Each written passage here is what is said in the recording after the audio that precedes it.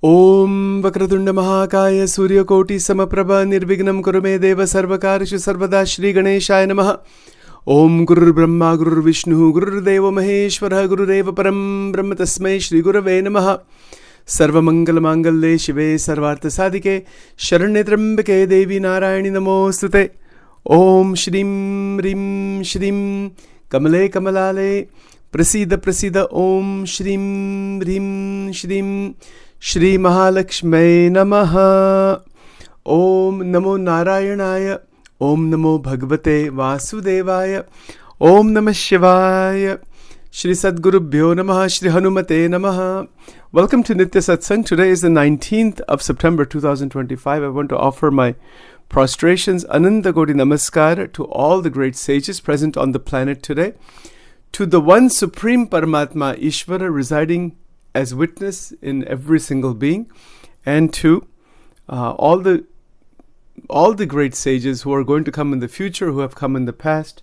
Bhagwan or Bhagwan ke Sant ke charanon mein Ananta Koti Namaskar or Pranam.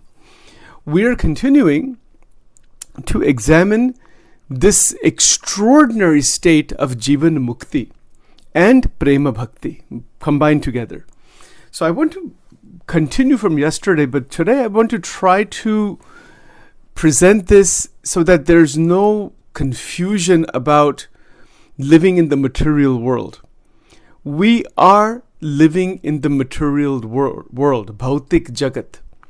There is no question about that. The only time a person is not living in the material world is in Samadhi. When somebody goes into the fourth state, Turyam, and winds up in Nirvikalpa Samadhi, then there is no experience of this world, of the three avasthas, Jagrat, Swapna, Sushupti. But the fact of the matter is that we are living in this world. We have family, we have this body, we have needs of different kinds, we have wants and needs and desires and interactions with the people, and we are rolling around as it is. We have to earn money, and we have to, maintain our relationships, and so many things are there. I mean, if you were to make a list of that, it would be hundreds and hundreds and hundreds of items that would be on such a list. All right. The question about Jivan Mukti is not about escaping from this material world. This should be an extremely clear point. And it's not easy to understand this, particularly in Sanatana Dharma, where there are so many traditions of sadhus, sadhvis, etc., that have taken diksha, that have put on different spiritual clothes and changed their names and sitting in ashrams and, all that kind of life, right? So many are there. There's a whole history behind that, why that was created, where it came from. We're not going to go into that today. Maybe another time we will look at that historical point. But even all of those people are living in the material world. Even when Bhagwan Krishna comes here, when Bhagwan Ram comes here, when any incarnation, any great sage, they are all living in the material world. There's no question about that. The only point really is it possible to live day to day inside the Bhautik Jagat, with a great sense of absolute freedom. The word Mukta means a freed being. Dhyan mein rakhna, please. The word Mukti means the state of freedom. The word Mukta means a being that has reached that state of absolute freedom, living freedom. Jivan Mukta, Jivan means living. Okay. So where are we living? We're living in this world. We're not living anywhere else. We're living in this world. We're living with family. We're living with children. We're living with grandchildren. We're living with our parents. We're living with grandparents.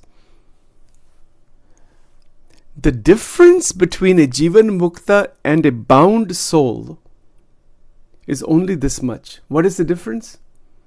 The difference is in the level of distortion of the created by the ahankar. That's the only difference. The difference is not really so much in terms of interaction. Yeah, the same food is eaten, the same interactions, generally. Interactions would change a little bit. But the difference is not in terms of the actual, too much difference in the interaction. The difference is in the binding aspect. Now, this gets very tricky. As I was mentioning to you yesterday, the example of my father of this body, who said, Sachin, you don't know what it means to be a grandfather. You have to be a grandfather to understand what that is like. I said, yes, absolutely correct. There's no doubt about that. Every experience in the material world has its own nature, its own feel, its own ek anubhav hai ye. Every experience. Let's look at some examples to illustrate this point about what are the experiences in the material world, what is the binding aspect versus non-binding aspect, and Mukta aspect. Let's see if we can cover that much today until about 9 o'clock today. Please stay with me. That's my humble request, to really carefully pinpoint these. And if you have a question or a comment, just unmute and I'll hit pause on my recorder and we can talk about it. No problem, So please don't hesitate. It's very interesting. Take, for example, orange juice. Orange juice. Let's say Sachin has never had orange juice, just hypothetically. But I have it one time and say, this is something, wow. It's an experience, isn't it? It has its own flavor, its own sourness and sweetness and whatever it is, the temperature of it, the look of it, the taste of it. That is a material level experience. Isko kehte hai bhautik anubhav. It's a great miracle where it comes from. Now, it is possible to take that experience and recognize that experience can bind the individual. And it's also possible to interact with the experience in an unbounded way. Just the orange juice experience. Binding is what? Binding is where the experience is held with that memory, where the ego gets involved and says, I want this again and again, and I'm not going to be happy unless I have that at a certain point. Now my happiness is based on getting that thing. That is called bandhan. The oranges is not the cause of the bandhan, of the binding. It is something interesting within us that says, I want that experience, and if I get that experience later on, or when I have the desire for it, when I want that, when I get that, then I'm happy. That's the desire, ichha. That is where most people are bound. In everything, with people, places, objects, everything, family, this, that. The family is not a cause of bondage. Objects are not the cause of bondage. They are there. They're just there in the world. Why should they be a cause of bondage? But when Sachin says, I have to have that vanilla cream inside my coffee, and I'm not going to be okay with myself unless I have that, I will not be okay with the regular cream. The vanilla cream is finished. And it's going to take me at least 25 minutes to go to the store and bring it, or DoorDash it or something. It's going to take an hour, whatever. And I'm frustrated all of a sudden. This is binding. Isko bandhan kehte hai. This happens. These are small examples. Let's look at some family examples. We want family members to behave a particular way, to act a particular way, to be a particular way. Yes. Okay, that's understandable. When they are not, we get angry, frustrated, worried, tension, fear, this, that. Our internal disturbance is the indication of bondage. It's not a problem with any family member. It's not a problem with anybody outside as such. People are living their life the way, and we need to interact with love and affection and duty and care and everything. Absolutely. But the binding happens when there is fear, anger, greed, harmful competition. All the things like this, isko kehte hai aham and mamatva. That is where most people are bound with aham and mamatva. To go outside that dimension and still interact with love and duty. Love plus the best dharma, which is duty, minus aham and mamatva equals Jivan Mukti. There's the equation. Siddha equation hai. Siddha equation. Straight equation. What is Sachin's duty towards my mother? For example, the mother of this body, but for language purposes, I'll say my mother.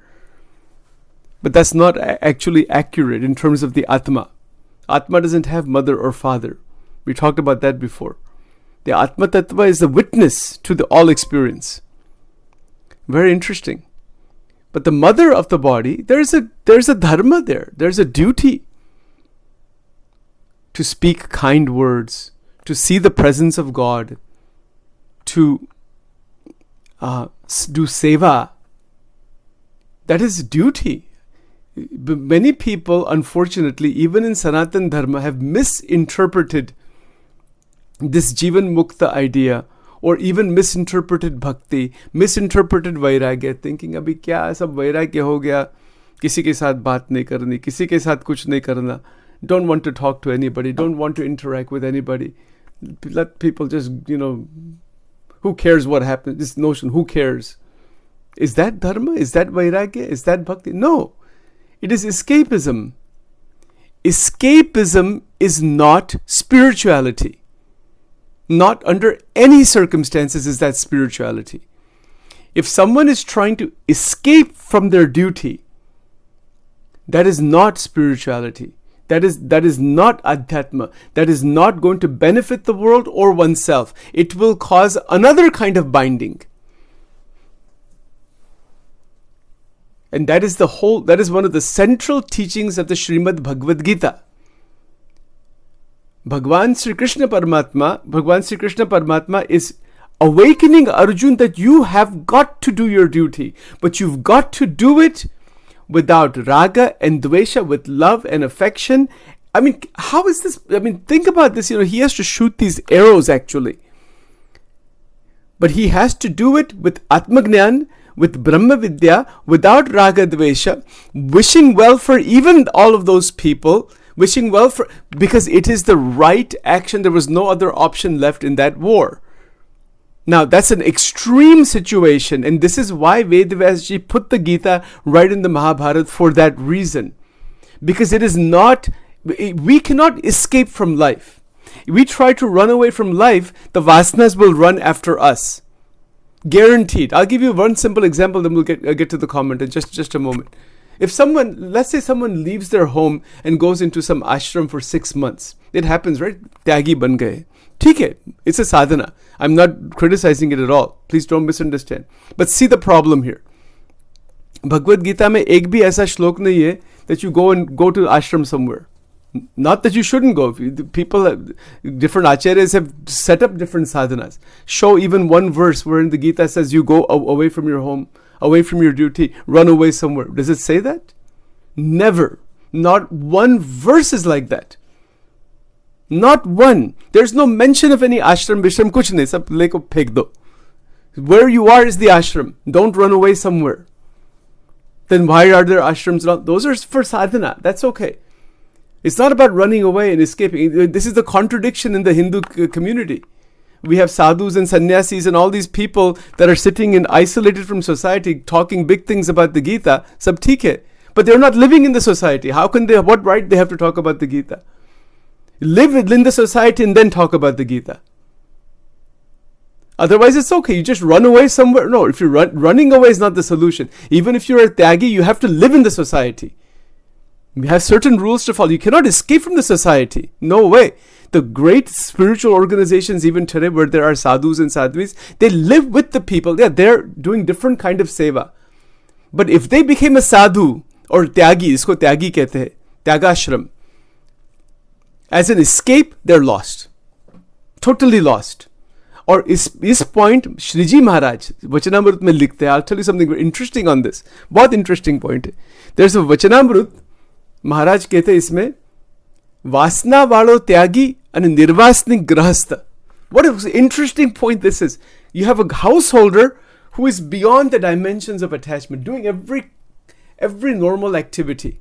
And you've got a renunciate sage, renunciate person who is externally following all rules, knows lots of information, seems like a very big person, but has, Maharaj said in Gujarati, tikhi vasna, sharp vasna is inside, but he doesn't follow through on the vasna. It's hidden inside there, wants to enjoy the worldly things and all that, has escaped from that.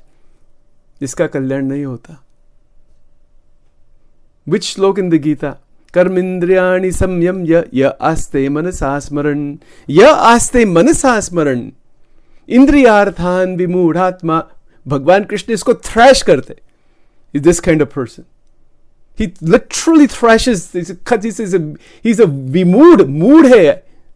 Such a person. Even might be knowing thousands of scriptures.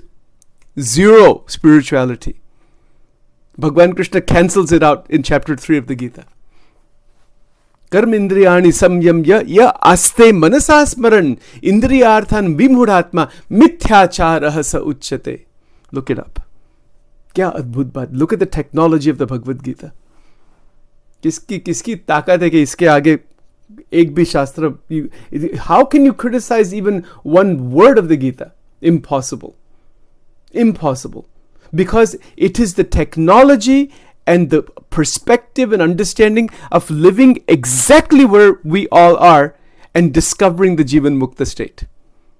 It is not about later on.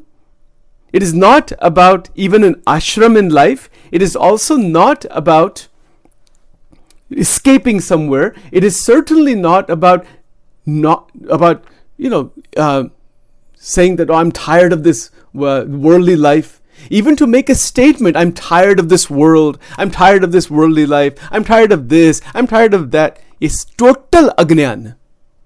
Total 100% agnan, making these kinds of statements. Kabhi bhi nahi. Absolutely not. The Gita is teaching us that exactly where we are, rise above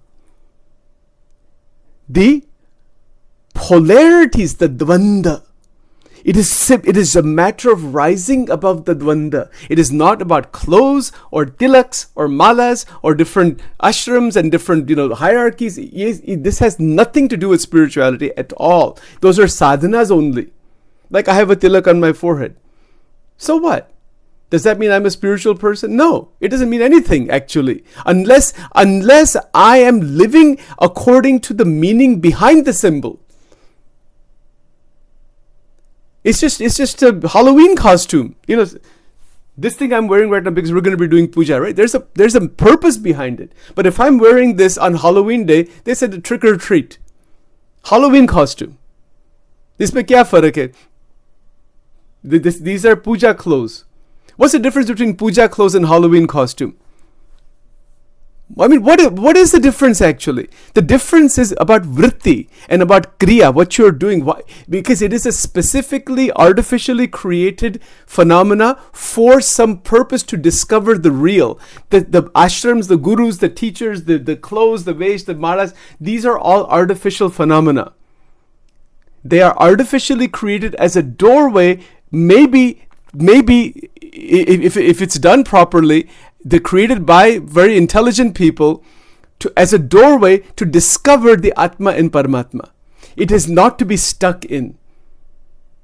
That this is my tilak, so now I am bound in this way to a particular path. Fine, I may be in a path, particular sampradaya, jo bhi hai. But if I get stuck with aham and mamatva, even in the spiritual, ye mera mandir hai, kitna, even to use such a language, this is my mandir. And this is your guru, and this is my guru. Finished. We fail. F- grade right there. There's no question of my guru, your guru. Anybody who makes such a statement has taken the Gita and thrown it into the fireplace. It sounds harsh. Kitna agnan hai, total agnan to use this kind of language. This is my guru.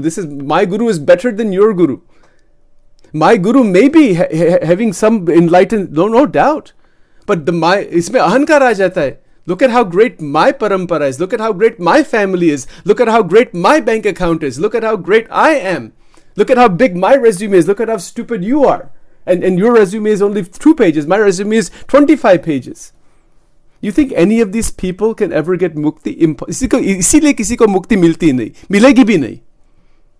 It's not, that door is closed. Sorry. Get rid of all this thing.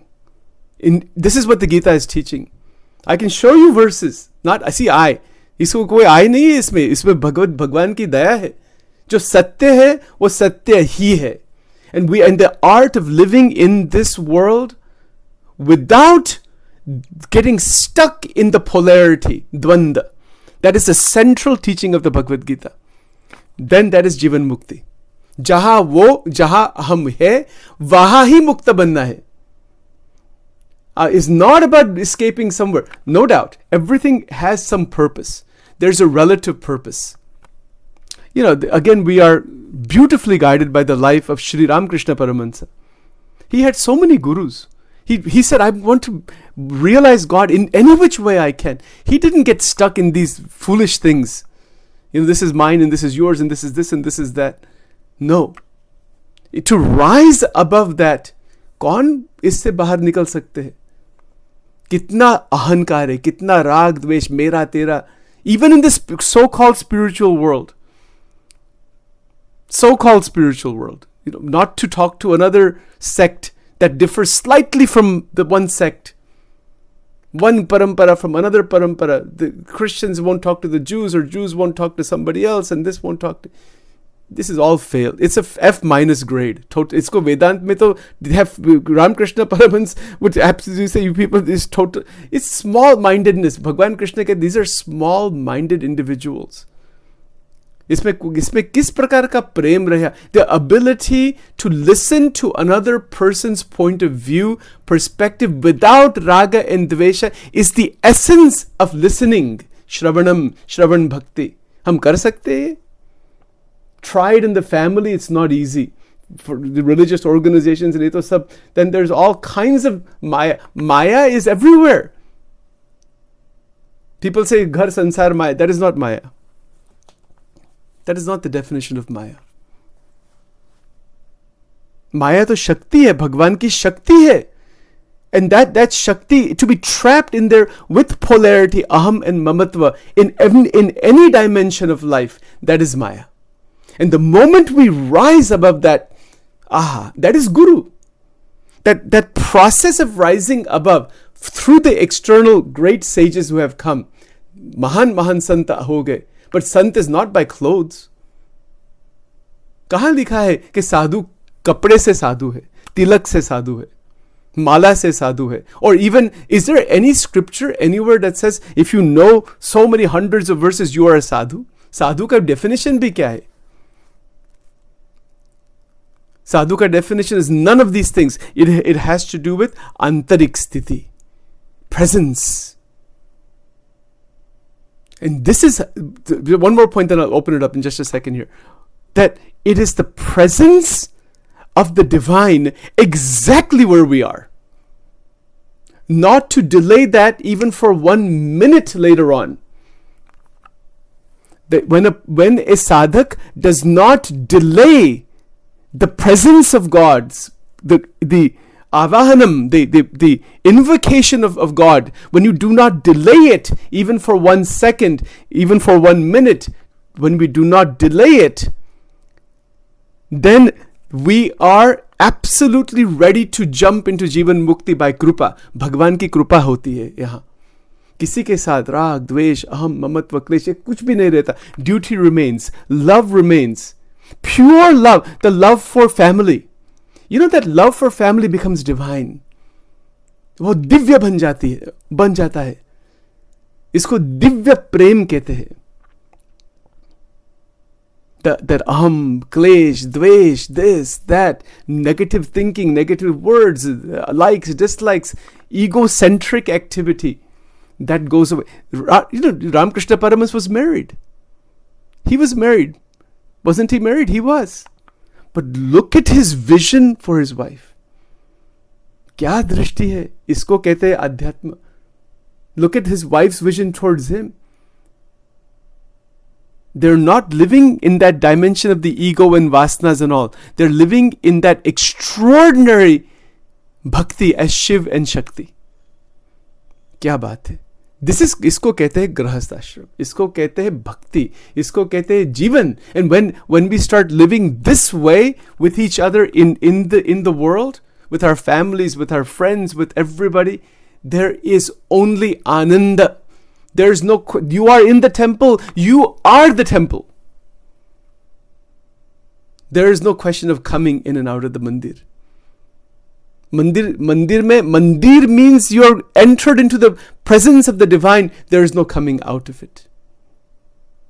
This is what the Gita is teaching us. Now, one more point and then we'll open it up in just a second. Today we'll be doing Shri Suktam. Shri Suktam is a Ved mantra. Why? Why do Shri Suktam? Why do Purusha Suktam? Why do Shri Suktam? We're living in the material world. We're not living in the jungle somewhere. Even if you're living in the jungle, that is still part of the material world. So we want no obstacles in our path.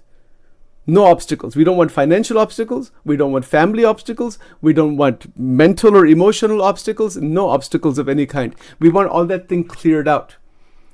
So there has to be everything that we need in the material world so that we can continue our progression towards the highest of realization without getting torn apart by the problems of the material world. The Veda mantras protect us this way. So the Shri Suktam is done every Friday exactly for the purpose for the whole world and all the people who are online and all the people that are living nearby here. सबके लिए है, ये एक साधना है. It is a Vedic sadhana. 15 times the mantra is chanted with havan. It destroys all the agnan. And it opens the doorway into Brahma Vidya. The Veda mantras are connection into the Bhagavad Gita. Into the Jnana of the Gita, into the Sthiti. वो जो स्थिति है, उसमें जाने के लिए, मुक्त स्थिति के जाने के लिए, that is the whole point of it. They have to be chanted in a particular way. But the Veda mantras are the leaves. The first verse of chapter 15. Urdhvamulamadash ashvatham prahuravyayam chandansiyasya parnani yastam vedasa vedavit.